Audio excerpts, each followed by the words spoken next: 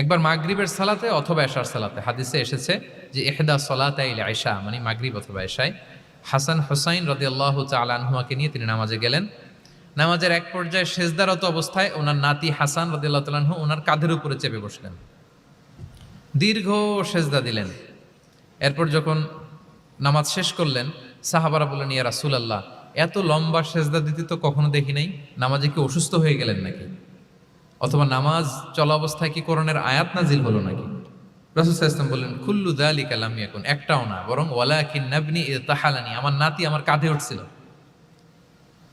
ফাকারিহতু আন উআজ্জিলাহু হাত্তা ইয়াকদিয়া হাজাতা, আমি সেজদায় উঠতে গেলেই তো ও যে খেলতেছে এটা ডিস্টার্ব হয়ে যাবে, সো ওর যতক্ষণ না ওর খেলা শেষ না হয় আমি একটু ওয়েট করতেছিলাম। তার খেলাধুলা শেষে তার সময় যখন হয়েছে নেমে গেছে, আমি তখন সেজদা থেকে মাথা উঠিয়েছি। কি কনসিডারেট ছিলেন দেখেন।